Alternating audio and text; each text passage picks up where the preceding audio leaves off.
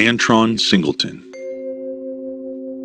Elisa Allen looked through the window of her East Los Angeles apartment and witnessed something shocking. She saw a black man running naked in the street. His face, chest, and stomach were covered in blood. As he ran, he was looking up to the sky. She called the police.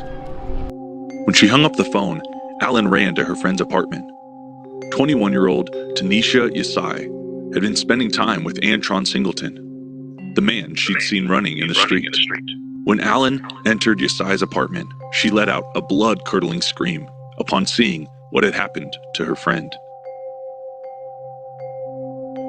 Big dreams. Antron Singleton was born September 5th, 1976, in Fort Worth, Texas. However, he grew up in East Dallas. From the time he was a child, Singleton revealed his creative ability. By age 7, he started to write poetry and became inspired to become a rap artist. By age 15, he started to perform his music to the public anytime the opportunity presented itself. He started performing under the name G Spade, but would later change it to the Big Lurch. His new stage name was inspired by the 1960s television comedy The Addams Family. The show depicted a ghoulish family where the character of Lurch was the family's butler. Just as with Lurch, Singleton was a formidable size, measuring 6 feet 6 inches tall. Singleton moved to California as he felt it held greater promise for making it in the music business. Through the years, Singleton achieved some musical success by performing on his own and as a member of a group. He worked with other rappers such as Looney Cologne, Mac Dre, RBL Posse, and the Oakland, California rap group known as the Cosmic Slop Shop. The Cosmic Slop Shop's 1998 album, Da Family, yielded the song Sinful, which became a minor hit. However, the group was not tight, and they broke up shortly after the release of Da Family. Singleton kept trying, but he was getting discouraged. Establishing himself as an artist was more difficult than he had thought. His dreams of becoming a success became more elusive with each year that passed. In 2000, Singleton was driving home from his 24th birthday celebration when a drunken driver crashed into him. His injuries included a broken neck. During his stay in the hospital, he was heavily medicated for pain. The pain that he experienced would stay with him long after being discharged from the hospital. It also would play a role in a gruesome murder. The Devil's Drug. Thomas Moore and his 21-year-old girlfriend, Tanisha Yesai, lived in southeast Los Angeles. Their apartment on 108th Street and Figueroa were in a distressed area of the city. It was located next to the Harbor Freeway, 2 liquor stores, and a cheap motel.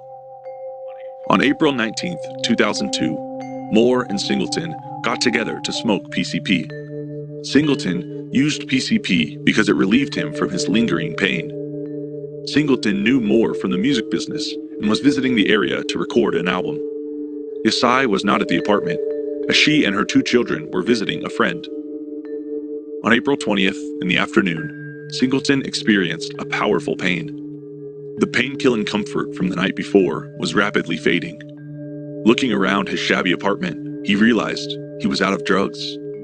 A horrific feeling rushed over him. It was a feeling that surfaced from the darkest part of him, a darkness that could no longer be contained. Every pain and disappointment he'd ever had was presenting itself in full force. Singleton drove back to Moore's apartment to get more PCP from him. Yesai was alone in the apartment. Her 2 children were in school and Moore was out. When she heard a knock on the door, she opened it just enough to see who it was. It was Singleton, with a crazed look in his eyes. She immediately felt a chill rush through her, as she knew this man was not all right. Singleton plowed his way into the apartment, knocking her down. When she started screaming, Singleton beat her until she was quiet. The sounds of her screaming only intensified the fear he felt. He searched the apartment for the PCP, but could not find any. The feeling of desperation, fear, and anger overwhelmed him. He grabbed a large kitchen knife from the kitchen and plunged it into Yesai, causing her to release a chilling scream before she grew quiet. He stabbed her repeatedly in the chest. At some point, while stabbing her, he realized it was not enough to satisfy his urge to destroy. Using the knife, he sliced open her chest cavity, grabbed her right lung, and began to feast on it. When he finished his morbid feast, he stripped off his clothes and ran out of the apartment. Yesai's friend and neighbor, Alyssa Allen, saw Singleton running down the street and called the police. The police arrived and arrested Singleton, who growled at them like an animal. Allen rushed to Yesai's apartment to make sure she was all right. It was then she was confronted with the most horrific sight that would haunt her for the rest of her life. When the coroner examined her body, he found that she had multiple stab wounds, her neck and jaw were broken, and a fractured eye socket. Her chest had been ripped open and she was missing her right lung. A 3-inch knife blade had broken off near her left shoulder. When Singleton was examined, blood and pieces of human flesh were found inside his stomach. The blood and flesh were a match for his victim. Unusual representation. Singleton's trial was arraigned on June 13th in Compton Superior Court.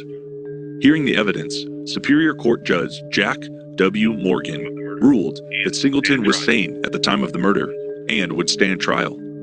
His defense attorney was Milton Grimes, the owner of Singleton's record label, Black Market Records. During his trial, his defense attorney argued that he had been under the influence of PCP at the time of the killing. A psychiatrist testified that Singleton suffered from mental impairment due to his drug habit. In less than 1 hour, the jury reached a guilty verdict. He was convicted of first-degree murder, torture, and aggravated mayhem.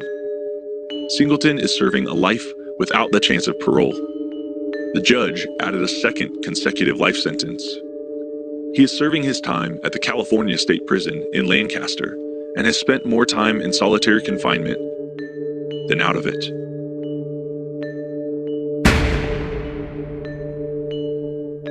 For more of these fascinating stories and true crimes, subscribe to Charles Arness World. Thanks for watching.